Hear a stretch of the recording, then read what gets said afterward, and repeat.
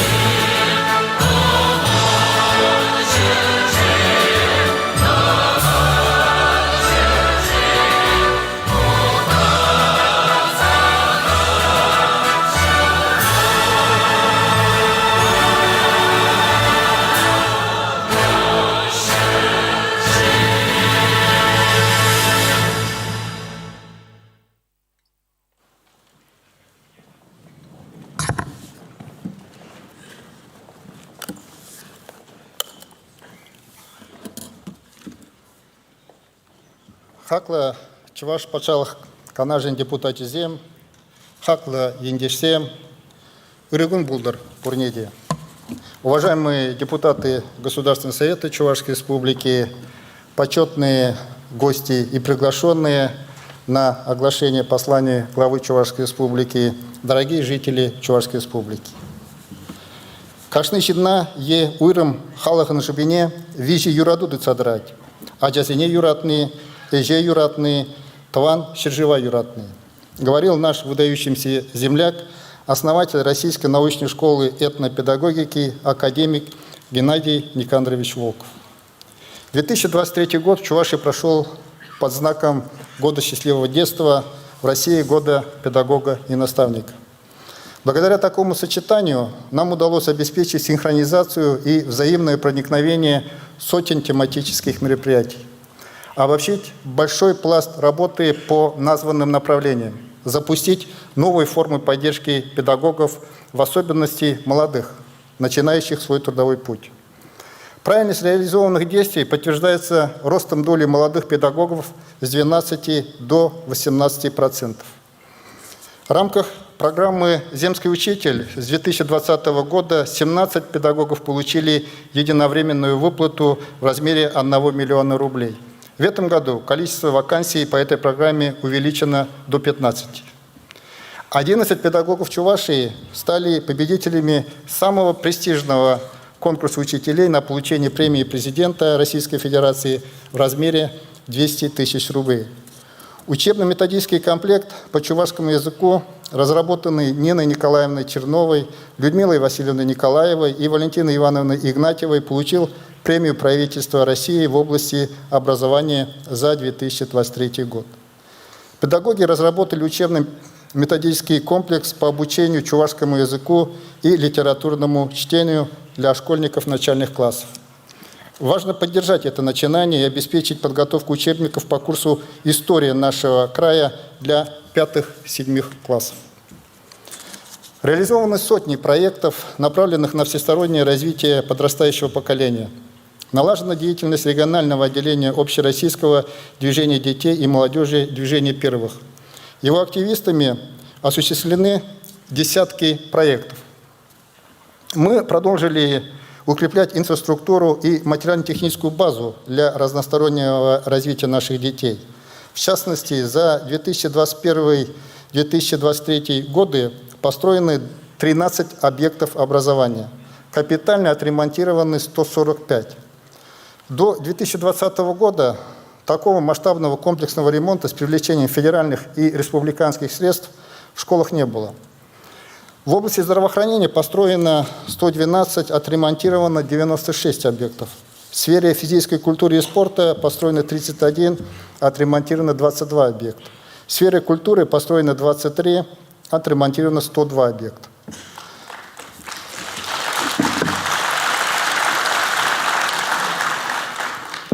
В Чувашии загородные лагеря введены в эксплуатацию в основном в 1965-1975 годах. В целом их износ составляет 65%. В прошлом году республика вошла в число 10 регионов-участников федерального проекта по созданию современной инфраструктуры для отдыха детей и их оздоровления. В 2 лагерях республики, Бригантина города Чебоксары и Звездный Цивильского муниципального округа, возведено по одному жилому корпусу, что позволило увеличить число отдыхающих на 550 человек. В текущем году планируется построить еще 4 быстро возводимых жилых корпуса на базе лагерей «Звездный» и «Березка». Это позволит увеличить число отдыхающих детей еще на 960 человек в год. Все вышеназванное создает совершенно иные условия для деятельности педагогов, новые возможности для реализации творческих замыслов, воспитания и развития подрастающего поколения. Несомненно, эту работу продолжим и в текущем году, и в будущем. В настоящее время в стадии строительства 6 школ. 2 школы в городе Чебоксары, по одной в Новочебоксарске, поселке Кугесии, Канашском и муниципальных округах, а также долгожданный детский сад в Маргашском округе. В текущем году начнется строительство пристроек школы номер 1 в поселке Вурнары, а также школы в селе Комсомольске. Пока в плане капитального ремонта на 2024-2026 годы 49 школ. Есть уверенность, что эта цифра увеличится. Мы приложим все усилия для этого. Будет продолжена работа по благоустройству и созданию спортивных сооружений на прилегающих школам территориях и обеспечению их антитеррористической защищенности. На эти цели в текущем году предусмотрено 783 миллиона рублей с ростом в 1,3 раза относительно прошлого года.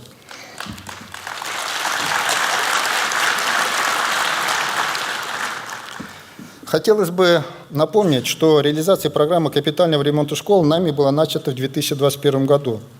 При ее запуске мы с вами установили стандарты модернизации школ, обеспечивающие образовательное, творческое и физическое развитие детей. В 2022 году по решению президента России стартовала федеральная программа капитального ремонта школьной системы образования. В ее рамках капитальный ремонт зданий и школ обеспечивается федеральным финансированием. Соответственно, за счет республиканского бюджета обеспечивается остальная часть регионального стандарта. Правительству республики поручаю совместно с главами муниципалитетов обеспечить своевременное выполнение всех запланированных мероприятий. А также необходимо иметь в наличии утвержденные проектные решения по остальным объектам систем школьного, дошкольного, дополнительного и среднего профессионального образования, объектам культуры, спорта, летнего детского отдыха, социального обслуживания и здравоохранения для возможного включения их в федеральные программы.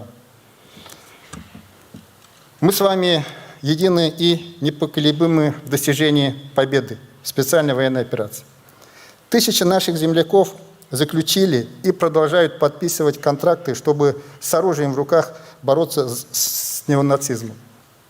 Каждый на своем месте мы делаем и будем делать все для приближения заветной цели.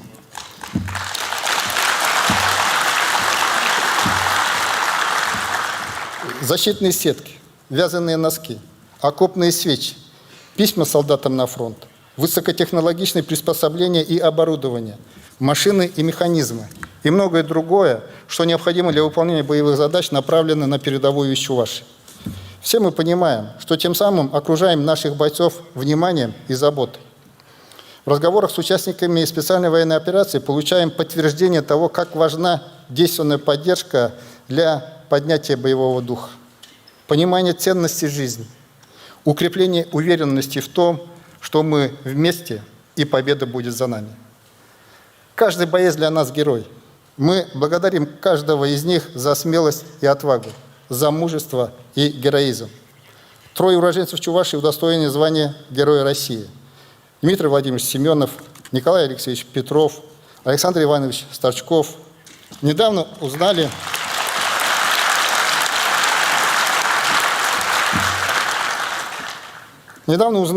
о героическом подвиге Романа Евгеньевича Шалаева, который 9 лет учился в 51-й школе Чебоксар. Сейчас это лицей номер 4. Я всецело поддерживаю инициативу коллектива школы по присвоению его имени лицею номер 4.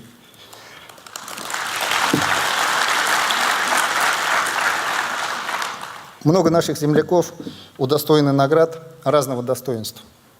Как уже сказал, мы будем делать все, чтобы приблизить День Победы, чтобы наши отцы и матери, братья и сестры, сыновья и дочери вернулись домой. Но есть и те, кто уже никогда не вернется с поля боя. Попросил бы почтить их память минутой молчания.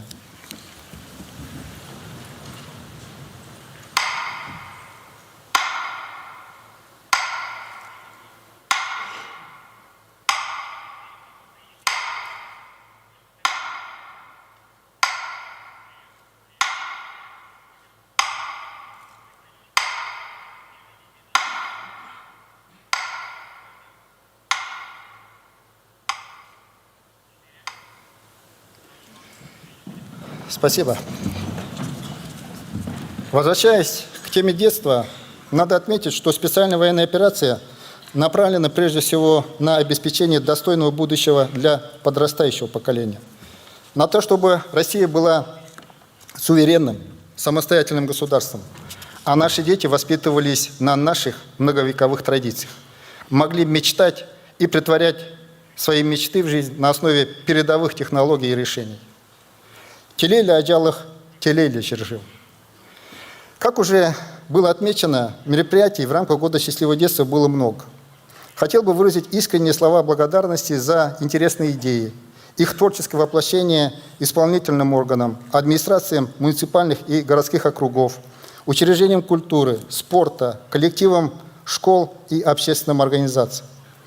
С большим интересом дети и их родители участвовали в форуме многодетных семей «Многодетная Чувашия», в межрегиональном фестивале детских и юношеских медиапроектах «Медиавзлет», конкурсе творческих работ «Лучшие на селе», фестивале творчества детей-сирот и детей, оставшихся без попечения родителей «Звезды детства» и во многих других. Более 100 тысяч детей были охвачены культурно-образовательным проектом «Книга моих путешествий». Посещая музеи, учреждения культуры, промышленные и сельскохозяйственные предприятия, школьники не только открывали их для себя, изучали наяву географию Чувашии, но и участвовали в тематических уроках-экскурсиях, погружаясь в культуру, самобытность и уникальность своей малой родины, определялись с выбором своей будущей профессии. Говоря о ранней профориентации, следует отметить прогрессивность наших аграриев. Предприятия агропромышленного комплекса начали растить будущих специалистов отрасли с детского сада. Уже в 80 дошкольных учреждениях созданы агролаборатории. В планах довести их количество до 120. Прошу Минсельхоз Чувашии совместно с муниципалитетами всячески способствовать достижению запланированного показателя уже в этом году. Уникальным получился первый республиканский фестиваль школьных театров «Азам». Инициатива депутата Госдумы России Аллы Леонидовны Салаевой не только объединила команды Минобразования, Минкультуры, администрации муниципальных образований, но и нашла отклик более чем у 5000 детей из 385 школ, которые перевоплотились в героев различных произведений. А 29 коллективов, победителей муниципального этапа фестиваля, покорили публику на подмостках республиканских театров. Компетентное жюри было в растерянности и в восторге от искренности юных артистов и их стремления продемонстрировать актерское мастерство. Напомню, школьные театры, медиастудии, музеи создаются по поручению президента России. Фестиваль «Азам» позволил нам наполнить содержанием и мотивировать творческие коллективы школьных театров, режиссерам приметить одаренных, талантливых школьников. Удалось запустить очень действенный инструмент самореализации детей и выявления среди них одаренных. Министерство образования и Министерство культуры в Чувашии по итогам первого фестиваля совместно с его инициаторами и организаторами необходимо выработать направление дальнейшего развития этого проекта. Министерству культуры следует подумать над механизмом сопровождения одаренных детей, выявленных в том числе в рамках фестиваля «Азам» в прошлом году, и тех, кто проявит себя в будущем. Для этого предлагаю вернуться, в частности, к вопросу перезагрузки музыкального училища. Здесь важно продолжить процесс формирования системы непрерывной подготовки специалистов для учреждений культуры и раскрытия талантов.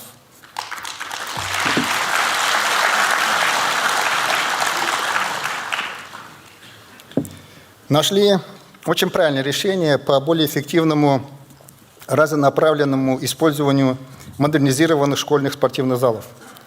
Сразу в 10 муниципальных образованиях закупили роллмат.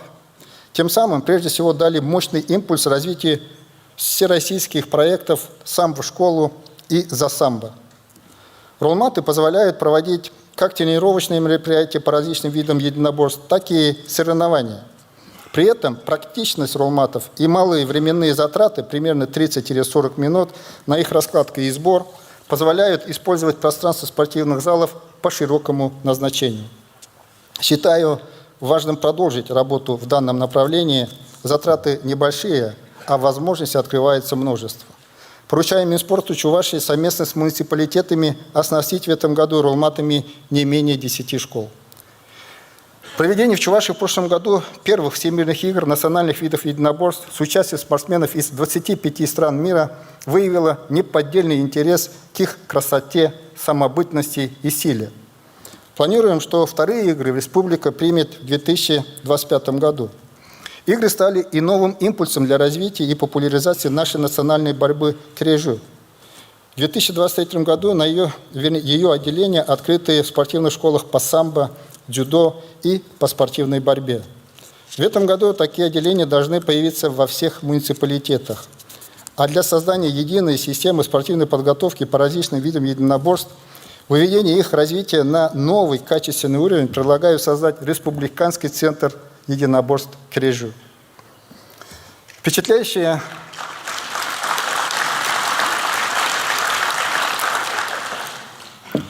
Впечатляющие первые результаты показывают территории общения подростков. За прошлый год 13 таких центров привлекли к активному общению со сверстниками более 6 тысяч подростков, в том числе состоящих на различного вида учете. Минобразование, Минкультуру, Минспорту Чувашии во взаимодействии с уполномоченным по правам ребенка прошу обеспечить увеличение охвата несовершеннолетних, организаций досуга и общения в неформальной обстановке.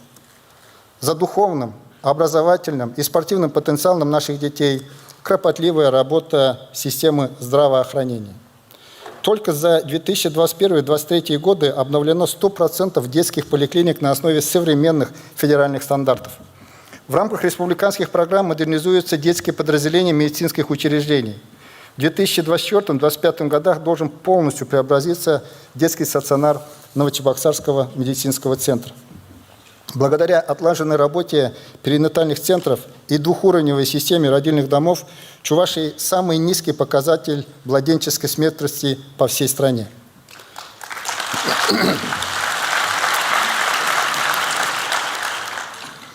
Также значительное внимание уделяется медицинскому сопровождению детей с ограниченными возможностями здоровья и детей, нуждающихся в реабилитации. В 2023 году медицинской реабилитацией охвачено почти 5000 таких детей. В целом, реабилитационная поддержка граждан, в том числе участников специальной военной операции, является одной из важных задач правительства.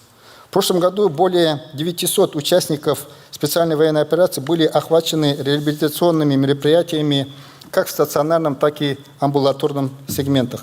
Более 2000 получили консультации.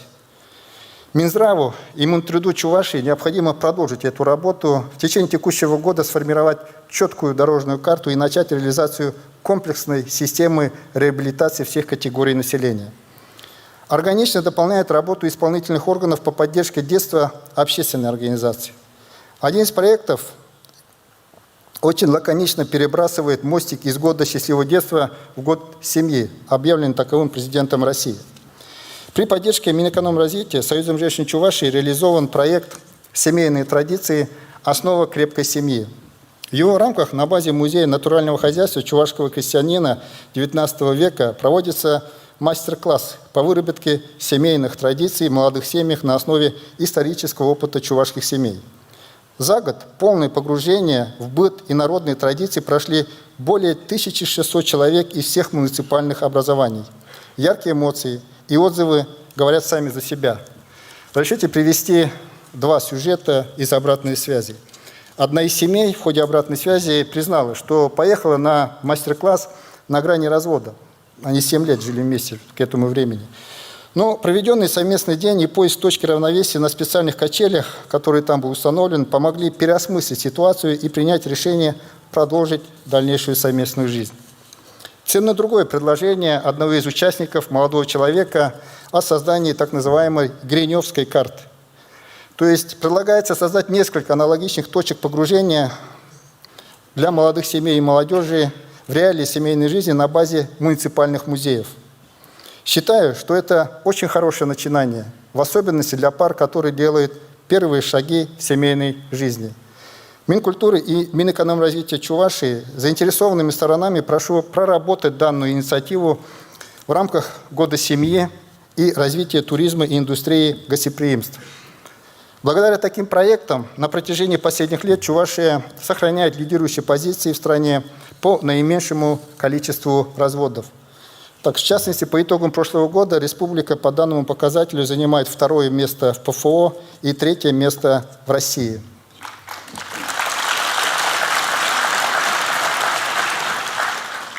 В целом же в республике в последние годы ведется системная, последовательная работа по поддержке семей. Формы поддержки основаны на комплексности, как ориентирует на это нас президент, и проактивном режиме их предоставления. Количество мер поддержки и их объем из года в год растут. В связи с этим ставлю задачу в течение 2 лет разработать и внедрить в Чувашии цифровой сервис «Семейный навигатор». С его помощью можно будет узнать о мерах поддержки и льготах для семей, о мероприятиях в организациях культуры и спорта, получить психологическую помощь, юридические консультации.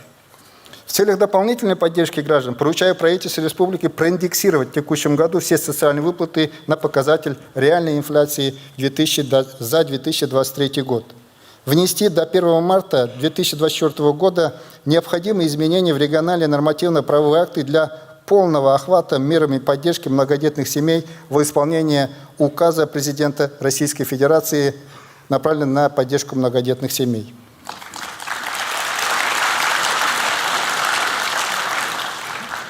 С прошлого года каждый ребенок, родившийся в Чувашии, получает подарок. Состав подарка был сформирован голосованием, но, думаю, его можно и нужно ежегодно актуализировать, в том числе исходя из тематики года. В прошлом году мы открыли 2 многофункциональных центра «Мой семейный центр». Это в Чебоксарах и в Канаше. За 2022-2023 годы активными посетителями таких центров стали более 10 тысяч семей. Здесь они по принципу одного окна получили различные жизненно важные услуги как у консультантов центра, так и у приглашенных по запросам семей специалистов. Цифры сами говорят о пользе такой формы работы с семьями.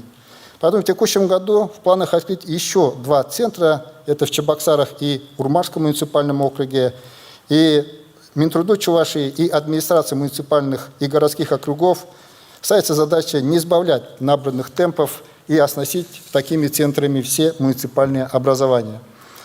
Последовательно наращиваем объемы финансирования на обеспечение жильем многодетных семей с 5 и более детьми. Так, за счет средств гранта правительства России за эффективную работу Кабинета министров Чувашии мы полностью обеспечили жильем семьи с 8 и более детьми в 2021 году, с 7 и более детьми в 2022 году, с 6 и более детьми в прошлом 2023 году. На 2024 год запланировано увеличение средств по данному направлению, их объем составит 833 миллиона рублей. На обеспечение жильем детей-сирот будет направлено более 1 миллиарда 180 миллионов рублей. Жильем будут обеспечены 157 многодетных семей с 5 и более детьми и 414 детей-сирот. Правительству Чувашии совместно с муниципалитетами следует реализовать весь комплекс мероприятий по обеспечению жильем в течение ближайших 5 лет детей-сирот и многодетных семей, имеющих 5 и более детей, 5 и более несовершеннолетних детей, состоящих на начало 2023 года на учете в качестве нуждающихся в жилье. Причем важно обратить внимание на молодые семьи, так как по этой категории благополучателей динамика, честно говоря, оставляет желать лучшего.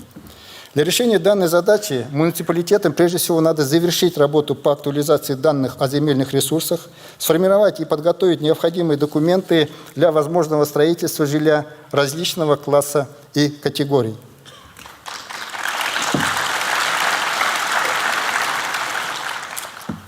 В Чувашии 2024 год посвящен экологической культуре и бережному природопользованию. За такую тематику года высказались более 40% опрошенных представителей общественности. Это говорит о том, что жители республики стали задумываться о состоянии окружающей среды. Для них эти вопросы стали насущными. Одним из важных направлений этого года должно стать повышение экологической культуры в обществе. Приятно, что ежегодно становится все больше экоориентированных граждан. Они целыми семьями участвуют в акциях по посадке деревьев и уборке территории. На сегодняшний день у нас есть результаты в области экологии, которые уже дают положительный эффект. В республике за 5 лет построено 5 очистных сооружений. Проведена масштабная работа по строительству и модернизации в Чебоксарах ливневых очистных сооружений, которые не ремонтировались очень много лет. В текущем году будут построены еще 2 ливневых очистных сооружения в микрорайоне Новый город и в районе улицы Якимовская, благодаря чему до конца года мы в 3 раза сократим сбросы загрязненных сточных вод в Волгу. Набраны убедительные темпы работ по лесовосстановлению за счет имеющихся 11 лесных питомников по выращиванию сеянцев лесных пород и декоративных деревьев и кустарников. Строительство 4 теплиц в Вибресинском, Канашском, Шумелинском и Шамушинском лесничествах, где выращивают сеянцы с закрытой корневой системой. Недопущение за последние 3 года крупных лесных пожаров. Уменьшение объемов незаконно заготовленной древесины в 3 раза в сравнении с 2020 годом. В прошлом году план по лесовосстановлению перевыполнен на 14%, и, что важно, без существенного увеличения затрат. Таким образом, у нас есть все для того, чтобы и в 2024 году, и в будущем мы обеспечили 100% восстановление на площади выбывших лесов. Также продолжится работа по созданию инфраструктуры обращения со всеми видами отходов, которые мы ведем совместно с публично-правовой компанией «Российский экологический оператор», а также по развитию интеллектуальной системы мониторинга и анализа экологической обстановки пожарной безопасности. Считаю очень важной, а может даже и символичной, инициативу регионального отделения Русского географического общества по благоустройству родников. Все мы помним, как вместе ходили на родники и пили чистую воду. Вода – источник жизни. Это выражение известно нам всем. Ну, даже можно сказать, что вода – это сокровище Чувашии.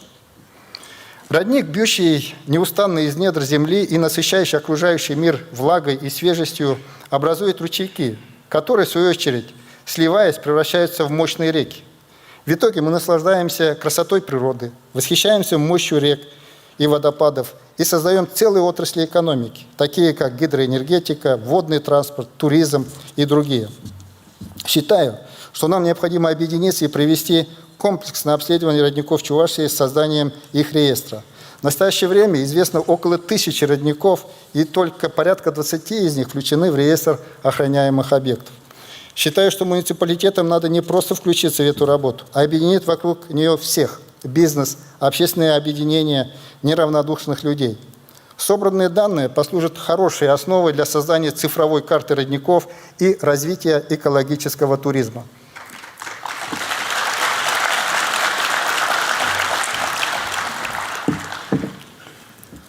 Продолжая послание, хотел бы обратиться к комплексной программе социально-экономического развития Чувашской Республики на 2020-2025 годы. Мы с вами старательно, через несколько погружений в обсуждение, разработали и утвердили ее. Главная цель программы – формирование максимально полных планов развития каждой отдельной территории и республики в целом. Для более детального понимания потенциальных возможностей отдельного муниципалитета разработали муниципальные профили. К слову, по данным коллег из федерального правительства, мы единственный регион, охвативший такой практикой все муниципалитеты. Все вышесказанное позволяет увидеть так называемый образ будущего населенного пункта, муниципального образования, города и республики в целом. Синхронизировать между собой разные программы и источники финансирования и получить комплексность решений, в итоге нужную синергию. Промежуточные результаты реализации программы радуют и подтверждают правильность выработанных подходов в работе. Так, валовый региональный продукт за 2020-2023 годы вырос на 40,7%. Средняя номинальная заработная плата увеличилась на 70%. Собственные доходы бюджета Чувашской Республики выросли почти на 80%.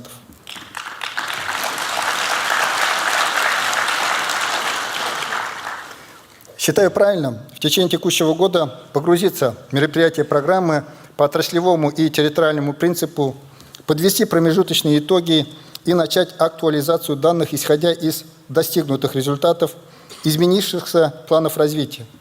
Особенно внимательно отнесись и учесть изменения в связи с решениями президента и правительства Российской Федерации, в том числе по формированию опорной сети автомобильных дорог различного назначения и опорной сети населенных пунктов. Так вот, к примеру, с 2024 года все программы по комплексному развитию сельских территорий аккумулируются. Социальная инфраструктура будет строиться вокруг опорных населенных пунктов и прилегающих территорий, что направлено на комплексное решение вопросов повышения качества жизни населения. Соответственно, муниципалитетам необходимо обеспечить формирование долгосрочных планов социально-экономического развития опорных населенных пунктов и прилегающих территорий.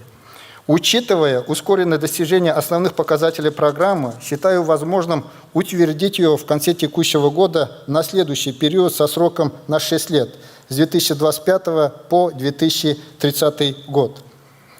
Напомню еще об очень важных аспектах нашей работы. В прошлом году мы утвердили концепцию устойчивого развития Чувашской Республики. Все основные требования и принципы устойчивого развития должны быть учтены в новой программе. Кроме того, важно добыться другого, не менее значимого для современного этапа развития компонента. Комплексная программа социально-экономического развития должна быть массивом объективных данных, состояния дел, планах развития. То есть программа должна быть живой, мобильной, отражающей все происходящие в отраслях и на территориях процессы.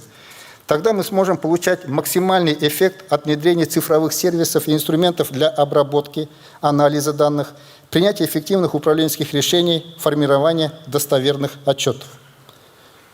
Начиная с 4 ноября на ВДНХ работает выставка «Достижения России». Сцена Чувашии привлекает внимание посетителей своей аутентичностью, содержанием и, конечно же, работой наших коллег на сцене. Кроме того, наша гордость, вышитая карта России, встречает каждого гостя выставки как в цифровом формате на входе, так и в оригинале в зоне культурных мероприятий в павильона номер 75. Каждые 3 недели меняются команды отраслевых направлений для того, чтобы знакомить посетителей с Чувашией. Уже отработали команды Минэкономразвития, Минобразования, Минкультуры, Минтруда, Минздрава. В эти дни на стенде представлены достижения и планы на будущее в агропромышленном комплексе и сфере экологии. Отрасль сельского хозяйства в последние годы демонстрирует устойчивую динамику роста. Растут все показатели – валовый сбор урожая, выручка от реализации продукции, инвестиции. Радует активное развитие малых форм хозяйствования. За счет такой слаженной, целенаправленной работы мы можем смело констатировать, что основными жизненно важными продуктами жители республики полностью обеспечены.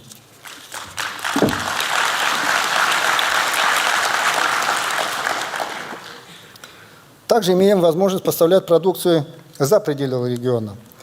Еще в 2020 году мы провозгласили целевой подход. Все, что производим в Чувашии, перерабатываем в республике. Поэтому государственная поддержка отрасли постепенно настраивается именно на такой подход. Все проекты, направленные на первичную или глубокую переработку сельскохозяйственной продукции, имеющие мультипликативный эффект, находятся в поле зрения правительства Чувашии и всячески поддерживаются. Благодаря такому подходу экспорт продукции агропромышленного комплекса уверенно растет из года в год, даже в санкционном 2022 году, когда в целом показатели по экспорту значительно упали. Кроме того, доля такой продукции, доля переработанной продукции в агропромышленном комплексе составляет более 85%. Поэтому гарантированный сбыт продукции, мы все знаем, залог уверенности в инвестициях в то или иное производство. Учитывая особенности формирования потребительского спроса в настоящее время, Минсельхозу Чувашии совместно с заинтересованными участниками рынка необходимо реализовать весь комплекс мероприятий по созданию агрегаторов различных видов продукции для уверенного продвижения их на рынке как внутри России, так и за ее пределы. Не менее важно снабжать свежей, экологически чистой продукцией наших производителей, в том числе комбинаты питания, которые обеспечивают горячим питанием школьников и пациентов социальных учреждений. Значимо и то, что наличие каналов сбыта позволяет нам целенаправленно создавать сырьевые производственные площадки различного масштаба по единым установленным стандартам. Нужно не просто сохранять мир и поддержку отрасли, но и с учетом результатов широкого обсуждения с общественностью корректировать действующие и предусматривать новые механизмы, которые позволят придать новый импульс дальнейшему развитию агропромышленного комплекса. Хорошо воспринимаются населением и гостями Чебоксар и Новочебоксарска новые фермерские торговые ряды. Считаю необходимым их масштабирование на всю республику. Администрациям городских и муниципальных округов следует проявить инициативу, но здесь важно сохранить единый подход к оформлению, допуску торговли исключительно малых форм хозяйствования и поддерживать необходимый порядок. Прошу Минсельхоз и Минэкономразвития Чувашии обеспечить должную координацию данной работы. Мы практически полностью готовы, чтобы, давайте применю такое слово, рвануть в сфере производства и переработки хмеля в республике. Как центр компетенции мы готовы сегодня обучать, снабжать техникой и технологиями регионы России, которые захотят заняться этим направлением. В прошлом году завершили первый этап формирования лабораторной инфраструктуры. Теперь можем проверять принадлежность хмеля к сорту подвязный, в работе и другие востребованные сорта, тестировать на наличие болезней, выдавать соответствующие сопроводительные документы. Это важный, фундаментальный этап. Кроме того, активно испытываем хмелеуборочный комбайн. Приступили к созданию в этом году, планируем завершить создание хмелесушильной установки. Таким образом, Чувашия будет обладать полным циклом технологического суверенитета по данному направлению. Прошу коллег и партнеров не сбавлять набранных темпов и обеспечить претворение в жизнь всех обозначенных планов. А Минсельхозу Чувашии, как говорится, держать руку на пульсе.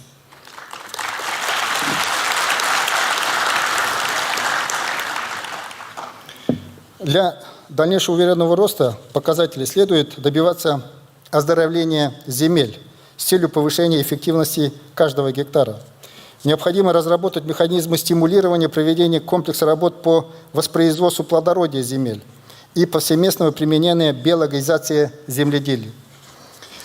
Основой стабильного развития сельскохозяйственной отрасли и ее инвестиционной привлекательности является эпизоотическое благополучие региона. Сегодня в целом нам удается оперативно реагировать на возникающие очаги опасных болезней животных. Но возрастают требования к качеству продукции и цифровизации процессов в области ветеринарии как для реагирования на различного рода инциденты, так и для сопровождения производства пищевых продуктов. Считаю важным модернизировать лабораторную инфраструктуру ветеринарной службы. Она должна позволять быстро и точно определять источники и пути распространения угроз, моделировать вероятность развития событий, вести четкий и объективный учет в цифровом формате маркирования сельскохозяйственных животных и их перемещения. Все мы знаем простую вещь. Развитие отрасли сельского хозяйства и агропромышленного комплекса – основа развития села. В сельской местности так или иначе более трепетно хранят исконные народные традиции, культуру и иные составляющие национальной идентичности народов, проживающих в Чувашии. В этой связи нами много делается для выравнивания возможностей самореализации человека независимо от места проживания, будь то большой город или село, поселок или деревня. Выше я уже привел количество созданных объектов здравоохранения, образования, спорта, культуры. Так вот, только в 2023 году в рамках всех программ инвестиций в развитие сельских территорий составили более 7 миллиардов рублей. Активно идет работа по благоустройству дворовых территорий. На эти цели ежегодно выделяется не менее 650 миллионов рублей. С 2020 года по 2023 год благоустроено 953 дворовые территории. Несомненно, это направление должно быть синхронизировано с программой строительства межквартальных игровых площадок. В настоящее время их создано 30. На 2024 год в планах организовать еще 15. Задача – создать безопасные для детей многофункциональные площадки, обеспечить должное своевременное обслуживание и эксплуатацию их в последующем. Проекты инициативного бюджетирования набирают все большую популярность среди жителей сельской местности. Если в прошлом году реализовано 1063 проекта, то на текущий год конкурсный отбор прошли более 1500 проектов. Это небольшие по объемам, но очень значимые для конкретных населенных пунктов объекты. Поэтому правительство Чувашии изыскивает возможности для финансирования их в полном объеме. Так будет и в текущем году. Но хотел бы еще раз обратить внимание глав муниципальных образований на то, что при наличии финансирования некоторые проекты так и не были реализованы в прошлом году. К сожалению, пусть единичные, такие факты имеют место быть. Это, уважаемые коллеги, недопустимо. Каждый проект, инициированный жителями, поддерживается вами и представляется на конкурс. Правительство выделяет на эти цели деньги. Не можете сами справиться? Привлеките самих жителей, депутатский корпус или найдите иное решение, которое приведет к положительному результату. В целом, нами реализуется большая инвестиционная программа модернизации систем жизнеобеспечения населенных пунктов Чувашии.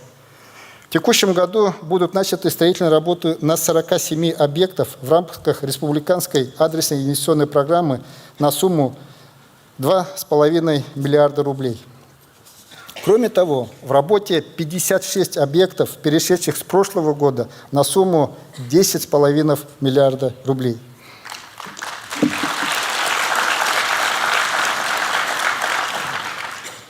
Назову лишь несколько значимых объектов различного назначения. Это Центр водных видов спорта. Этот современный объект заменит закрытый в 2020 году Дом спорта «Спартак», позволит нашим спортсменам-водникам оттачивать мастерство и проводить масштабные соревнования.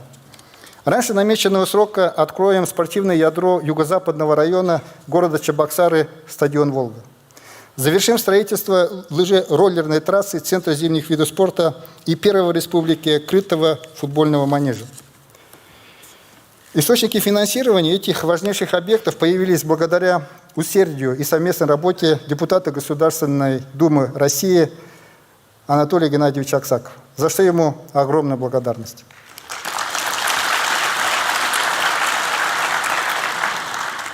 К концу года будут модернизированы на 95% системы теплоснабжения в городах Шумерле и Козловка и на 55% в городе Алатырь.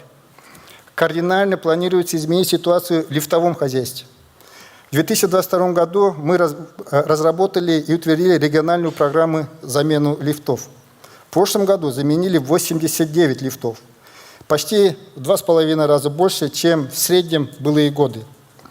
А вот в текущем году, благодаря поддержке вице-премьера правительства России Дениса Валентиновича Мантурова, мы можем замахнуться и планируем реализовать замену 36 лифтов.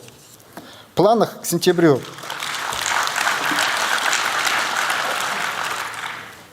В планах к сентябрю 2024 года значительно, можно сказать, практически кардинально обновить подвижной состав троллейбусов в городах Чебоксары и Новочебоксарске.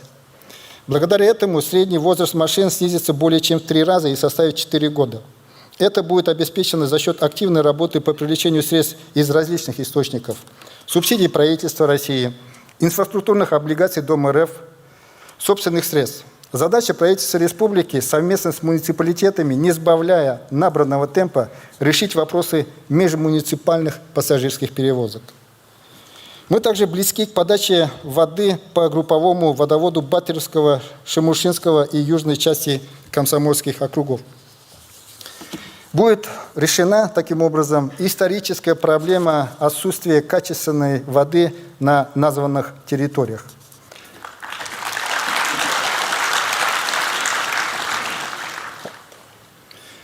На завершающей стадии находится разработка мастер-плана Чебоксарской агломерации. Эту работу мы ведем совместно с госкорпорацией Дом РФ. Мастер-план позволит сформировать полифункциональную структуру агломерации как центра инновационного, экономического, социального развития северной части территории республики, имеющего значительные трудовые ресурсы и объединенного культурно-бытовыми, производственными и инфраструктурными связями. Правительству Чувашии совместно с муниципалитетами, входящими в состав агломерации, предстоит учесть наработки мастер-планов в комплексной программе социально-экономического развития, сформировать и сгруппировать проекты для дальнейшей реализации за счет различных источников, в том числе на основе государственно-частного партнерства. Мастер-план должен явиться основой для поддержания набранных республикой темпов строительства жилья, позволяющих сбалансировать спрос и предложение. За счет различных форм государственной поддержки за 3 последних года люди приобрели более 196 тысяч квадратных метров жилья. Это, к слову, вполне приличный микрорайон города, а поддержку получили 5868 семей.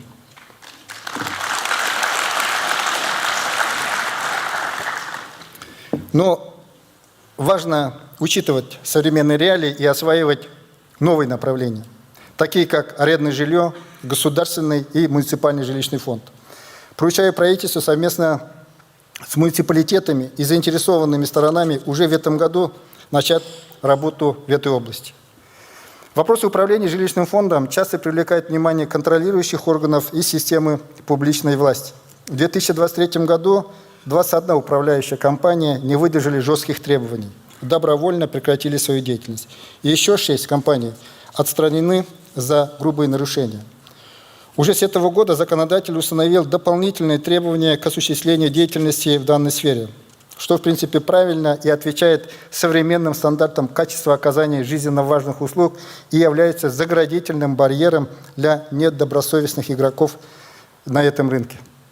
Прошу Госжилинспекцию и муниципалитеты быть в постоянном контакте с населением, своевременно реагировать на недоработки управляющих компаний, в том числе путем использования цифровых сервисов коммуникации. Как уже отметил выше, это лишь малая часть наших планов, но справедливости ради нужно отметить крупнейшее. Важно другое. Все объекты, прежде всего, призваны улучшить качество жизни людей.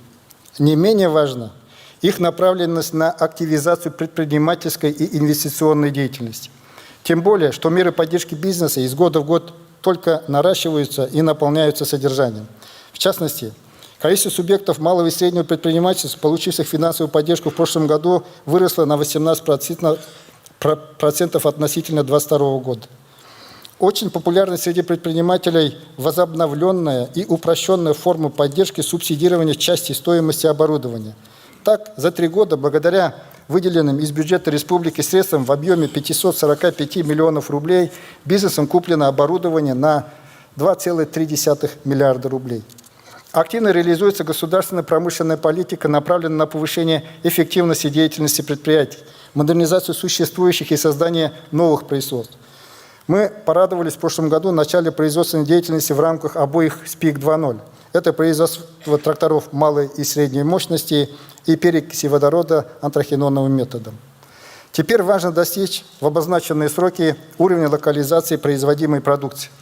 Учитывая ее востребованность, с первых опытных партий, уверен, эту задачу вместе с управленческими командами наших ведущих промышленных предприятий мы решим.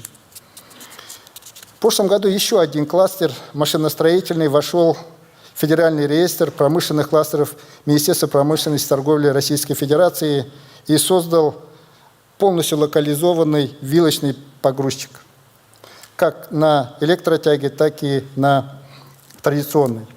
Наш фонд развития промышленности выдал в прошлом году более 1,1 миллиарда рублей и поспособствовал привлечению 1,2 миллиарда рублей частных инвестиций и созданию 350 рабочих мест. На реализацию региональной программы развития промышленности Чувашия в 2023 году получила из федерального бюджета самую большую единую региональную субсидию и успешно реализовала все мероприятия. В целом же за счет всех форм государственной поддержки промышленность в прошлом году направлена в 8 миллиардов 200 миллионов рублей. Все это позволило занять по индексу промышленного производства 1 место среди регионов ПФО, 3 место по России. Минпромэнерго Чувашии ставится задача не сбавлять набранных темпов, и все возможности для этого у нас есть.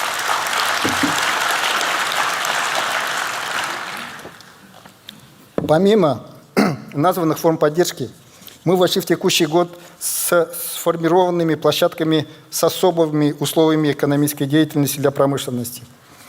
Создана особая экономическая зона производственно-промышленного типа Новочебоксарск. В прошлом году мы завершили организационно-технические мероприятия и заключено соглашение с первым резидентом, который уже инвестировал более 1 миллиарда рублей в производство и создал около 100 рабочих мест. Минэкономразвития и Минпромэнерго Чувашии необходимо в текущем году заключить не менее 4 соглашений с резидентами, завершить формирование индустриального парка в городе Новочебоксарске и Батыревском муниципальном округе. Помимо государственных индустриальных парков, Кабинетом министров совместно с частными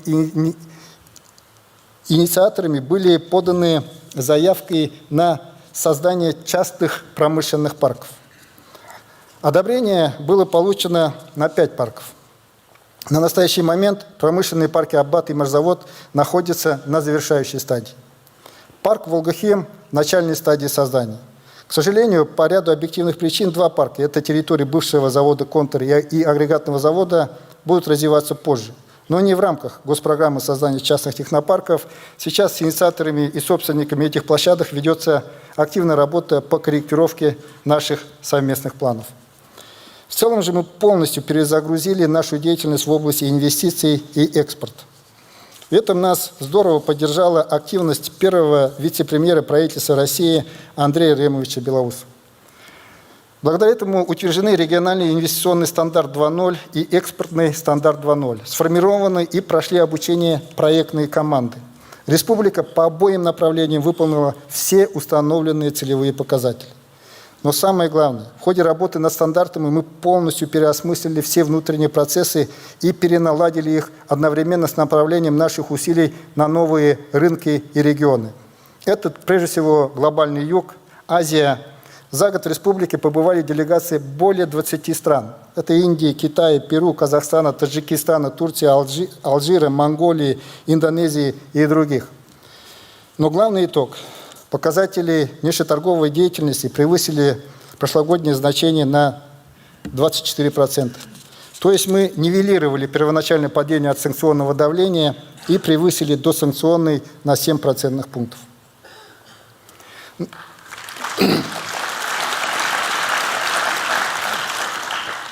На декабрь 2024 года намечена презентация Чувашской Республики на площадке Министерства иностранных дел Российской Федерации. Важно тщательно подготовиться к ней, укрепить налаженные и сформировать новые, взаимовыгодные для нас и наших партнеров отношения. Время для этого есть.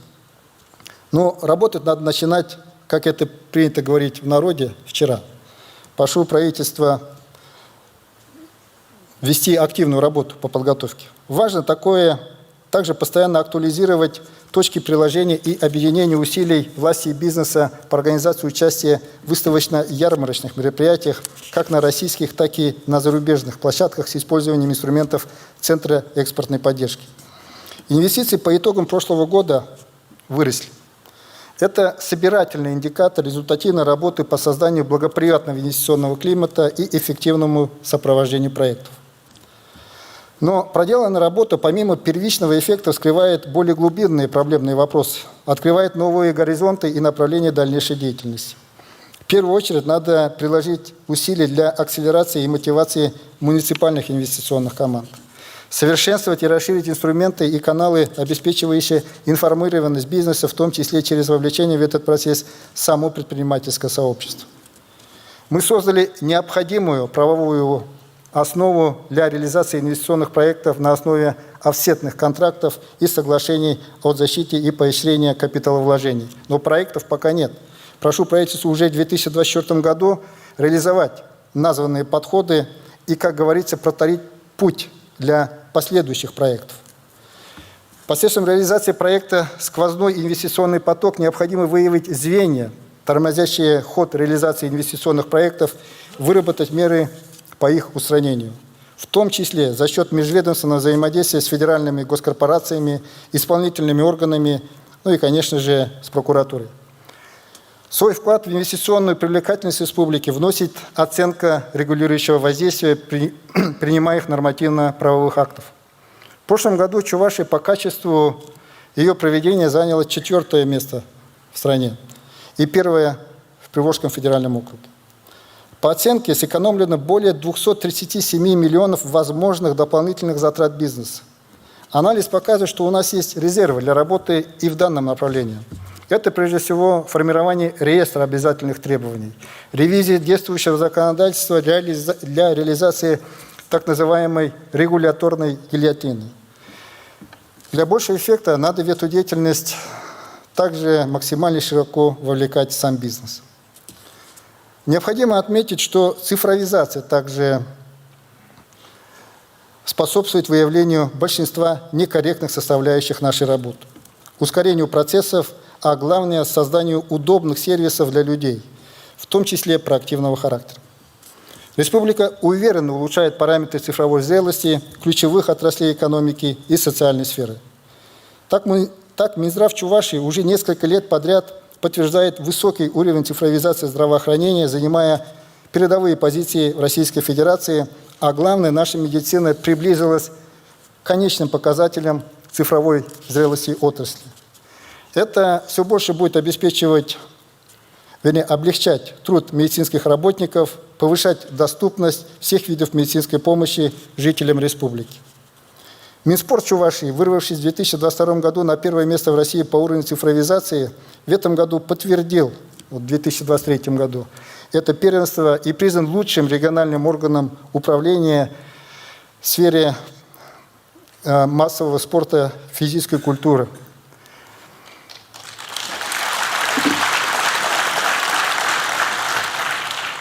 Также Минсельхоз Чувашия занял 5-ю строчку в рейтинге Минсельхоза России по цифровизации. Традиционно среди лучших регионов России в области управления общественными финансами и повышения финансовой грамотности наш Минфин.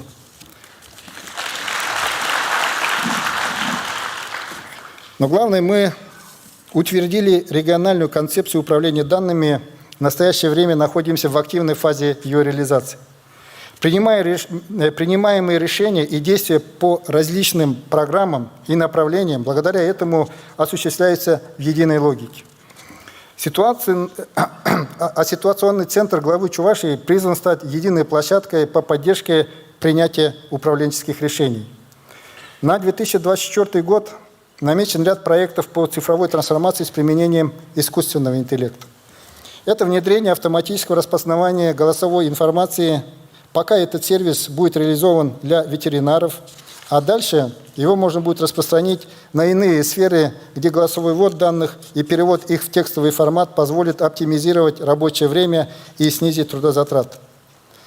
Сервис доступа к архивным документам ускорит поиск информации по распознанным цифровым копиям архивных описей и печатных документов. В связи с растущей угрозой кибератак стоит задача в текущем году заменить все компоненты информационной инфраструктуры электронного правительства импортозамещенными отечественными продуктами. В прошлом году впервые в истории театрального искусства России реализован смелый эксперимент. Наш театр оперы и балета поставил цифровую космическую оперу. Главный вопрос. Само название вызывает желание задуматься на эту тему. Но мы-то знаем точно, что продолжение будет. Мы увидели высокую эффективность информационной системы единой диспетчерской службы управления сетями, которая функционирует в микрорайоне Новый город города Чебоксары. Это так называемый цифровой энергоэффективный район. За счет создания цифрового двойника сетей появилась возможность оперативно перенаправлять потоки и не допускать перезагрузки фидеров, а также точно определять места и характер инцидентов и не тратить на это время аварийной бригады. Минпромэнерго совместно с Минцифрой Чувашии необходимо уже в текущем году подготовить и начать масштабирование данного опыта на всей территории Чувашской республики. Все большую популярность приобретает у населения платформа обратной связи госуслуги «Решаем вместе». В ней работает 1330 органов власти и организаций, которые приняли в прошлом году более 76 тысяч обращений. Считаю правильным расширение использования платформы, в том числе для рейтингования проектов распределения средств местных бюджетов, голосования и проведения публичных слушаний.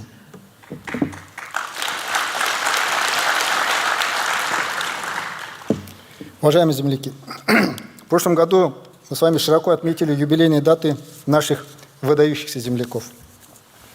Это 175-летие со дня рождения нашего патриарха и просветителя Ивана Яковлевича Яковлева. Как и подобает личности такого масштаба, отмечалось оно не только в Чувашской республике, но и, можно сказать, по всему миру. Мероприятия охватили все регионы России с компактным проживанием чувашского населения. Москву, Санкт-Петербург, Шри-Ланку, Казахстан, Молдову. Только выставку «Человек, опередивший время», проходившей в Госдуме России, посетили более 5000 человек. Сотни педагогов из разных регионов собрались на форум учителей родных языков Перлехре-Вэй в единстве сила. 14 тысяч человек приняли участие во всечувашском диктанте «Пойдем Чуваш диктанте 2023». Я чувашская актриса, работаю для своего зрителя, для чувашского народа. В отрыв от своего народа я себя не представляю, и ничего другого мне не надо, говорила наша легендарная землячка, народная артистка СССР, обладатель золотой маски Вера Кузьминична Кузьмина. Первый фестиваль национальных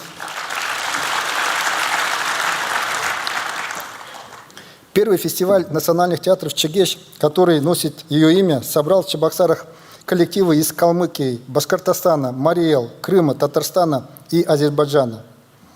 Только благодаря авторитету актрисы. Так мы отметили ее столетие и заложили новую традицию. Теперь каждые 2 года столица Чувашии станет местом встречи национальных театров. Этот год, 2024, тоже богат на юбилейные даты. Это 125-летие Михаила Сеспеля, 95-летие Андриана Николаева, 555-летие столицы нашей республики, города Чебоксары. Все решения по созданию соответствующих оргкомитетов приняты, планы мероприятий утверждены. Уверен, мы достойно проведем эти и другие запланированные на текущий год мероприятия.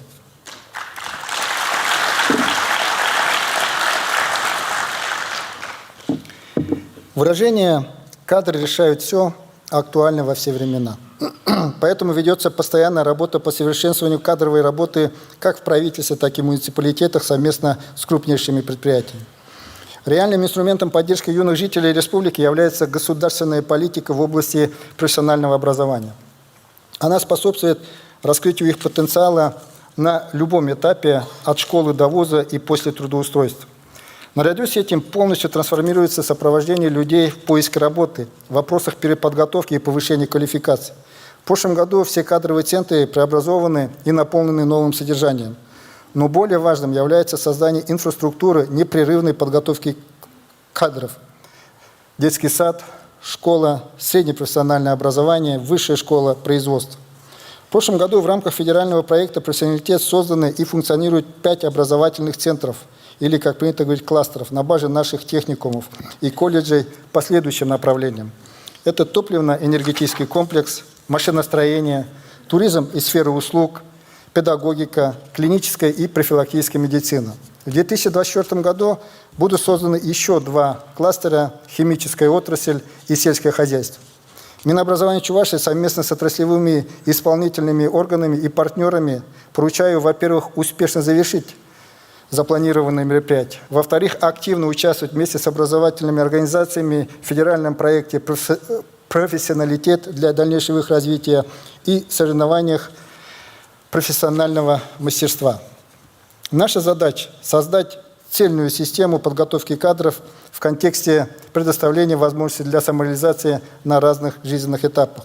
То есть эту работу надо организовать и вести совместно с бизнесом, высшей школой, наукой, синхронизировать системы социальной поддержки и развития предпринимательской инициативы. Не менее важно учитывать отраслевые особенности кадровой работы и дефицит кадров в здравоохранении, образовании, культуре и других сферах и отраслях, в особенности на селе. Исходя из этого, следует постоянно корректировать деятельность по целевой подготовке и ранней профориентации. Ранее я уже отметил необходимость запуска процесса формирования фонда арендного жилья и государственного и муниципального жилищного фонда. Этот механизм, несомненно, один из важнейших для привлечения и закрепления специалистов в различных сферах жизнедеятельности. Но надо продолжить основательный анализ действенности и достаточности широкого комплекса мер поддержки молодых специалистов, прежде всего на селе. Ну и дополнять их недостающими, позволяющими молодым людям быть уверенными в завтрашнем дне и чувствовать себя востребованными сегодня.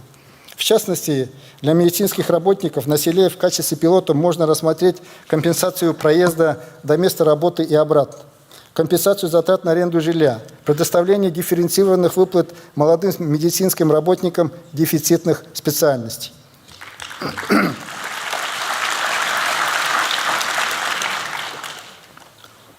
Не только каждый человек в отдельности, но и общество в целом должно быть и здоровым, и культурным. По итогам прошлого года 272 спортсмена из Чувашии вошли в составы сборных команд России по 38 видам спорта. Это новый рекорд в современной спортивной истории республики. На международных и всероссийских соревнованиях наши спортсмены завоевали 1815 медалей, что больше, чем в 2022 году, более чем на треть.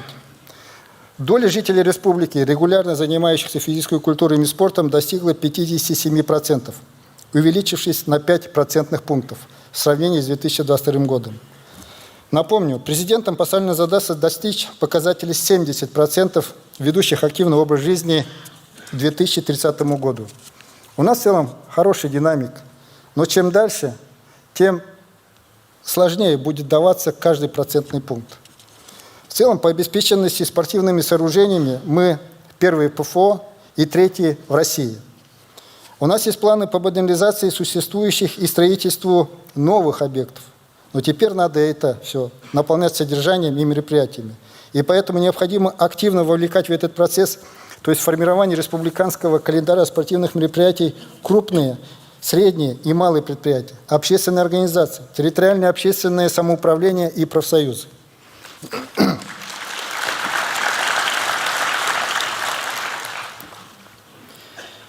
Происходящее в настоящее время в мире события в очередной раз подтверждают значимость культуры, традиций, межнационального и межконфессионального согласия и диалога. Народы, проживающие в России, неоднократно доказывали приверженность сложившимся устоям, заветам предков, способность помнить события и факты и адекватно соотносить их с возникающими вызовами. Проберинза махне, тонланза пурны, прнебери ырылых тузаданы пурнежа хават парат. Килише ишленеш пузык узыла шакна бельзедерар. Тени асла врендегенемер Иван Яковлевич Яковлев. В Чувашской республике проживает 128 народов и национальностей. Традиционно, дружно и сообща мы строим свою жизнь и раскрываем возможности для самореализации каждого жителя республики, независимо от национальности и вероисповедания. Именно благодаря этому мы можем гордиться и тем, что планы, намеченные на 2025 год в рамках комплексной программы по так называемым верхнеуровневым показателям, мы смогли выполнить уже по итогам 2023 года. Изменения заметны в том числе в сфере культуры и национальной политики. С 2020 года построено 6 сельских домов культуры за счет средств федерального и республиканского бюджетов, 17 домов культуры в рамках инициативного бюджетирования. Отремонтированы и оснащены оборудованием 322 объекта муниципальных учреждений культурно-досугового типа. Это библиотеки, музеи, архивы, детские школы искусств. Создано 18 библиотек нового поколения. Перевод библиотеки в такой формат показал свою эффективность. Посещаемость увеличилась до 40% в каждой библиотеке после перевода. Модернизированные пространства привлекают людей разных поколений для проведения мероприятий, доступа в интернет, в том числе к единому порталу государственных услуг. В частности, разрешите привести один пример из моей беседы с заведующей Тарханской библиотекой Шумилинского района. Она говорит, звонят родители школьников и спрашивают, мои у вас? Она говорит, да. Что делают? Играют, читают. Ну, ладно тогда, мы спокойны, пусть читают. Таких библиотек в настоящее время у нас 18 по всей республике. В текущем году, после реализации всех планов, будет 28. Перед Министерством культуры и муниципалитетами поставлена задача уже в следующем году добиться, чтобы в каждом муниципальном образовании функционировала как минимум одна библиотека нового поколения. А дальше, конечно же, эту работу надо продолжить. Показали свою востребованность и автоклубы, благодаря которым культурные и развлекательные мероприятия становятся доступны для малочисленных населенных пунктов. Их количество по итогам прошлого и с учетом текущего года, имеется автоклубов, составит 13 единиц. Наша задача уже в следующем году, чтобы такой автоклуб был в каждом муниципалитете. Для координации деятельности национальных культурных автономий и обеспечения администрирования различных мероприятий в области национальной политики в республике функционирует Дом дружбы народов. Сейчас он является структурным подразделением Дворца культуры тракторостроителей. С учетом современных вызовов для повышения эффективности реализации государственной национальной политики считаю целесообразным сделать Дом дружбы народов самостоятельной организацией со своей штатной структурой и уставными целями и задачами.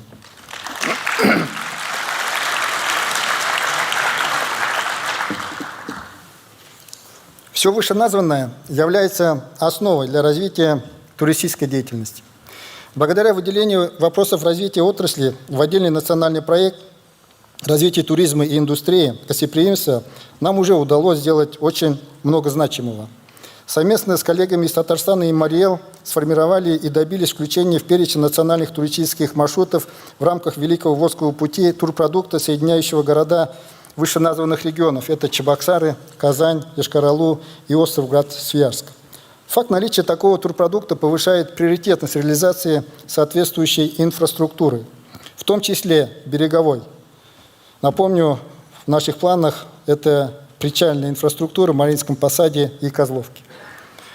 7 новых мест отдыха планируется открыть в 2024 году в рамках названного национального проекта. В итоге, благодаря государственной поддержке, появится 235 номеров в модульных некапитальных средствах размещения. В связи с вводом в эксплуатацию трассы М-12 открывается перспектива развития автотуризма. Первое видение наших действий в данной сфере мы обсудили в ходе Дня Чувашской Республики на выставке достижений России на ВДНХ 1 декабря прошлого года. Минэкономразвития Чувашии необходимо активно продолжать работу в данном перспективном направлении и оперативно вносить коррективы для использования всех открывшихся и в будущем открывающихся возможностей. В том числе координировать проведение событийных мероприятий культурного, спортивного или иного отраслевого значения с точки зрения повышения туристической привлекательности региона и сбалансированности нагрузки на гостиничный номерной фонд и иную туристическую инфраструктуру. В рамках развития современного гражданского общества мы с удовлетворением фиксируем активизацию деятельности социально ориентированных некоммерческих организаций и социального предпринимательства. За 3 года фондами президентских грантов и культурных инициатив одобрено 178 проектов более чем на 324 миллиона рублей. Из них в 2023 году 64 проекта на сумму более 109 миллионов рублей. Это стало возможным в том числе благодаря созданию в 2022 году ресурсного центра некоммерческих организаций, последовательной поддержки некоммерческих организаций и социальных предпринимателей за счет регионального бюджета. Так, в прошлом году получателями грантов на развитие гражданского общества стали 53 организации против 45 в 2022 году. Поддержано 49 проектов социальных предпринимателей на сумму 23 миллиона рублей. Это на 1,7 раза больше, чем вместе взятых в 2021 и 2022 годах. Количество же предпринимателей, которые включены в реестр социальных предпринимателей, стало 71. Проекты были направлены на поддержку различных категорий населения, в том числе семей военнослужащих, участников специальной военной операции. К примеру, в рамках проекта «Искусство ждать» поддержка женщин и семей военнослужащих специальной военной операции с целью снятия тревоги и напряженности Чувашским государственным театром кукол создана иммерсивная программа «Жди меня» с использованием цифровых технологий. В 12 муниципалитетах организовано 17 показов. Ее увидели более 3400 человек. Такие формы взаимодействия более гармонично настраивают людей на стойкость в сложное время, помогают не поддаваться отчаянию, верить и вносить свой вклад в общее дело. Сейчас, конечно, это для нас победа специальной военной операции.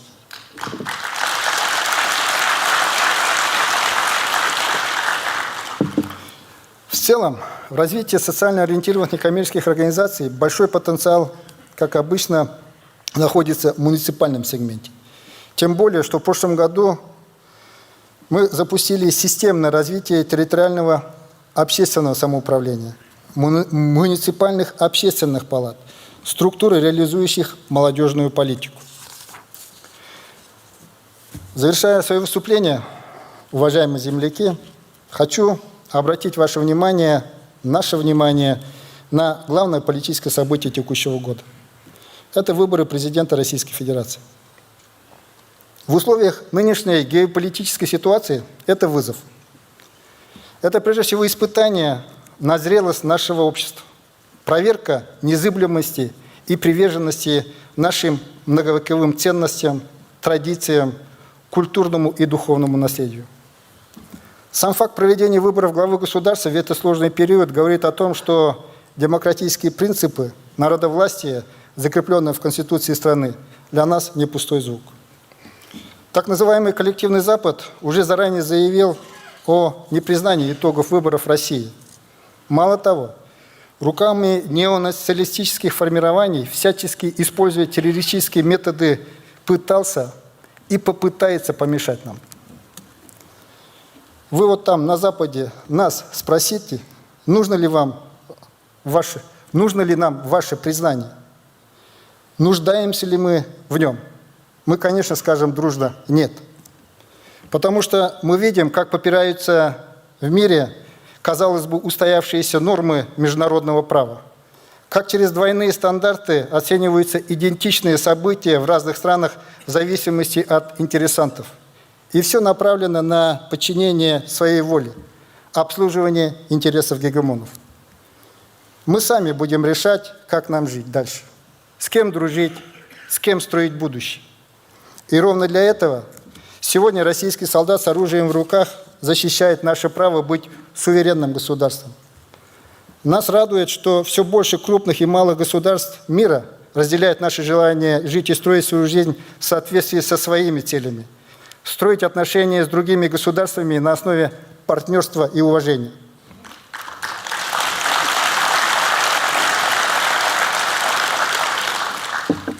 Вот для этого, дорогие земляки, мы как один с вами придем на избирательные участки. Мы проголосуем за наше уверенное движение вперед, за победу на поле боя, за новые успехи и достижения во всех сферах жизнедеятельности, за наших детей, за их право и возможность продолжать дело наших предков и нынешнего поколения. В республике есть широкие возможности для реализации избирательного права. Традиционно можно прийти как на избирательный участок по месту жительства, так и на любой другой участок, использовав сервис «Мобильный избиратель». Дистанционное электронное голосование удобно для тех, кто будет занят в эти дни, в том числе на работе. В частности, наши предприятия оборонно-промышленного комплекса работают без выходных. Предприятия жизнеобеспечения традиционно на службе каждый день. И дистанционное голосование, конечно же, им помощь. Для отдаленных населенных пунктов будут доступны передвижные избирательные участки. Ну а для тех, кому совсем сложно выйти из дома, выездное голосование. Правительство Чувашии, муниципалитеты, правоохранительные органы сделают все необходимое для удобства работы избирательных комиссий, безопасности и комфорта для участников избирательной кампании и избирателей. Уверен, что мы продемонстрируем сплоченность, проявим ответственное отношение к выборам и все придем на избирательные участки. Пурлеберле кардырза, харысын уцан, еврлых 70 ирлеш, шул дагискеле. Спасибо за внимание.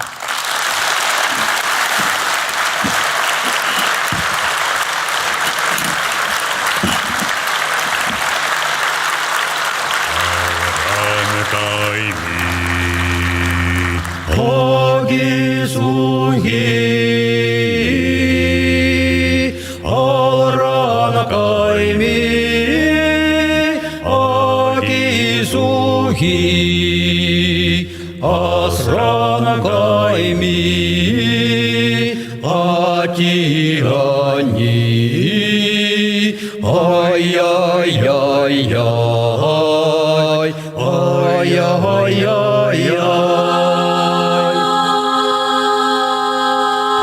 Агизу гинчен, уйраласё.